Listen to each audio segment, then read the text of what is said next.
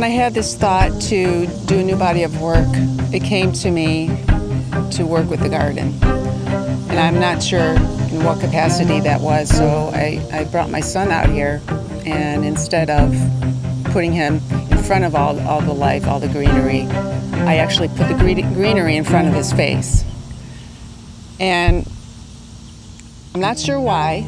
All I know is that for that little moment, for those few paintings, I needed to have the plants, the flowers, to be just as important as the face, to be just as important as the figure.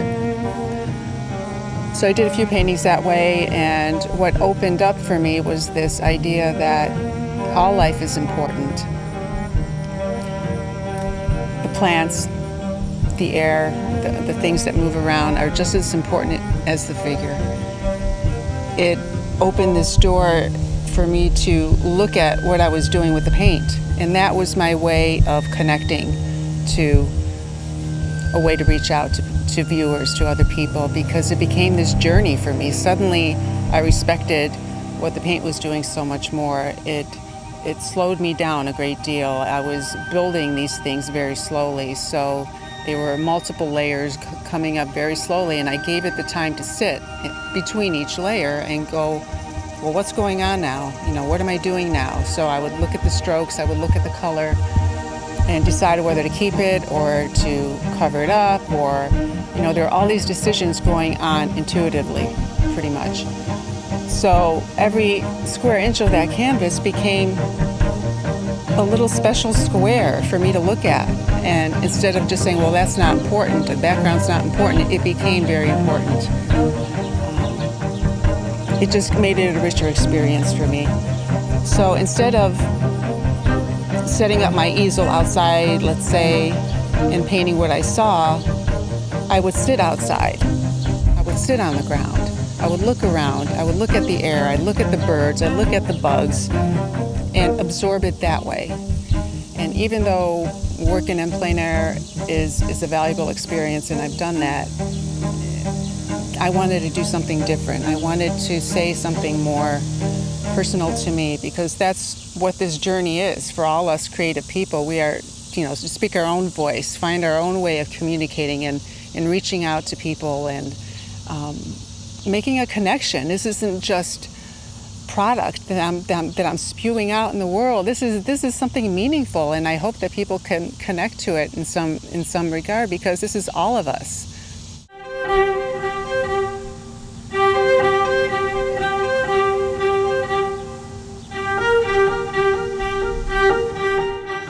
So if you sit in front of one of my paintings with your cup of coffee in the morning, I'm just speculating.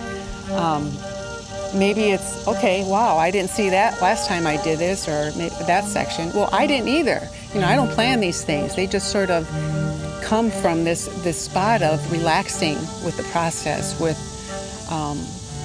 being more comfortable with what the paint can do, instead of just muscling my way through it and deciding I needed to control every little part of it.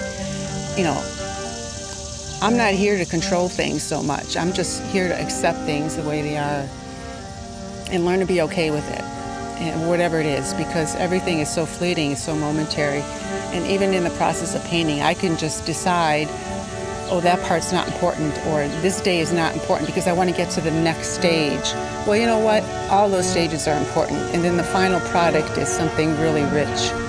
It's something that put a lot of my heart just poured out onto that little panel there, if you want to say, and I'm giving it to you. I'm giving it to the world as my little offering to say, hey, you know, we're all in this together.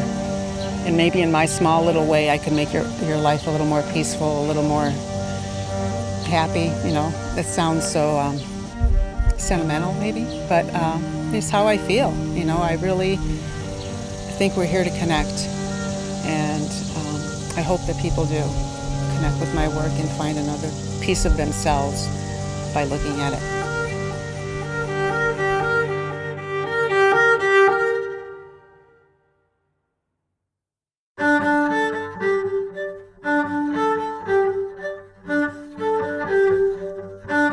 Hi, my name is Sarah. I am a collector of art.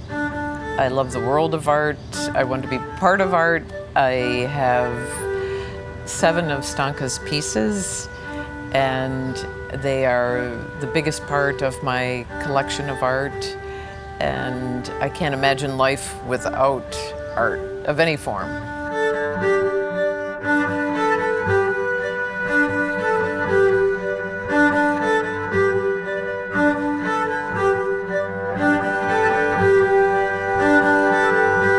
And I am born and raised and now live in New York. And I have been collecting Stanka's pieces over the years, and I know when I first met her, I felt just immediately akin to Stanka. I think we share similar things in our souls and our hearts. As I hesitate to say I'm a fellow artist because I don't put myself on the level of Stanka. I just found her as a beautiful person, which comes out in her works.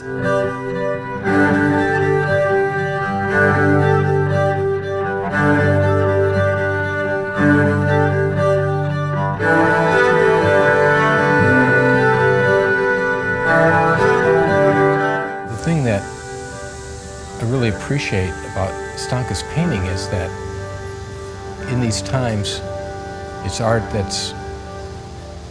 it's uplifting in the sense that it brings us to a place of inner peace in a very chaotic world that we live in a world of glitziness and the latest fads.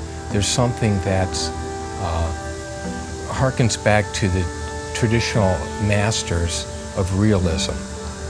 However, I think what's unique about it also is that it's so contemporary and fresh and new as well. So there's this thread from the great masters to truly contemporary modern art.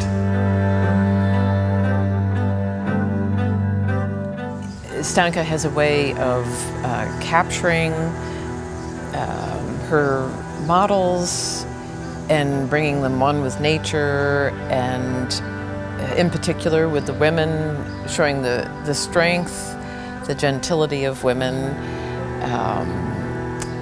serenity. There's so many feelings that her work, for me, evokes many feelings. And what does come to mind is peace, is serenity, tranquility, bringing us as part of nature, close to nature, as one with nature. I see kind of her lines in her work. It's really one with nature.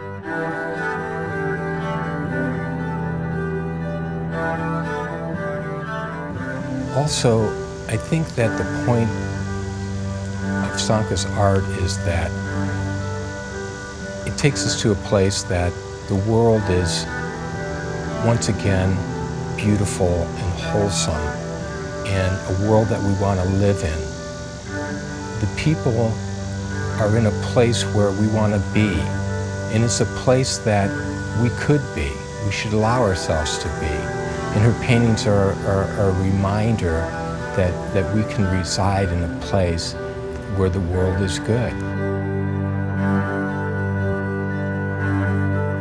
Each time I look at them, it's like having a dear friend, that there's something as I grow as a person, I think of these pieces of work, art, that I see something new in them every time I look at them.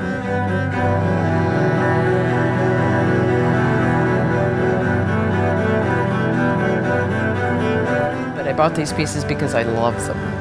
And there's something about the work that is, I feel, part of me. It's definitely part of Stanka, and it's something that I want to be able to have for the rest of my life. I even think at that point in time, I would really want to give them to a museum so that others can share the beauty and to see the evolution of Stanka's work.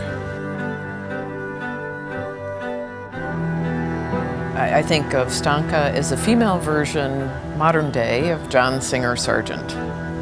And he's a master, and she is the female modern version of that.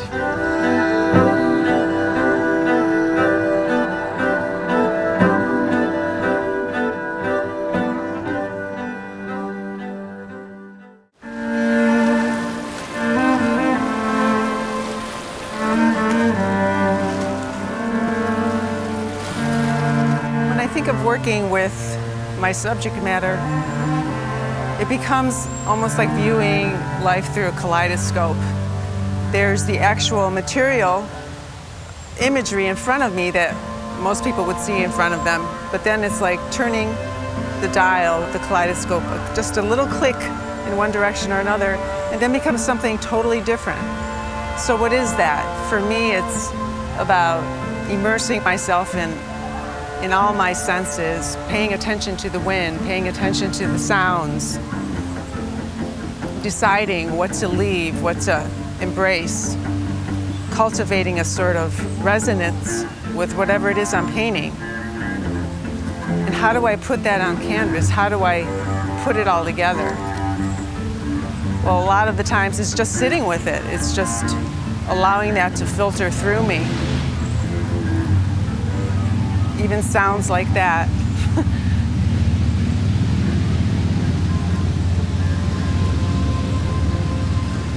That's the kind of stuff I'll leave behind, but then I listen to the wind, or I watch the water, and I feel the breeze, and then that becomes part of the work.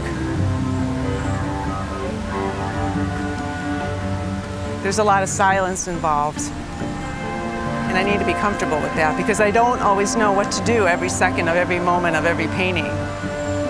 And I have to trust that time. I have to trust to know that eventually it'll come out. You know, I may put it aside for a while. I might work on it really quickly and in quick bursts of time, but then there are days where I don't. And I should be okay with that because I trust that it'll all be fine. So I look at this bark, and I'm not so concerned with what it looks to my eyes, but I'm feeling it, and I'm taking note of what it feels like. You know, do I need to describe it also visually? Is that really what's important? Isn't the greater experience more important? Or this leaf, you know, what is it doing?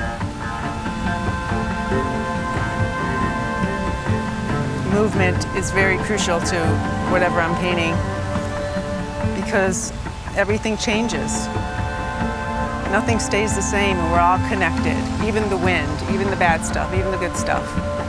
I'm always seeking the light, whether it's the light of the sun, or just the light of the moon, or the light of a cloudy day. All of that is important.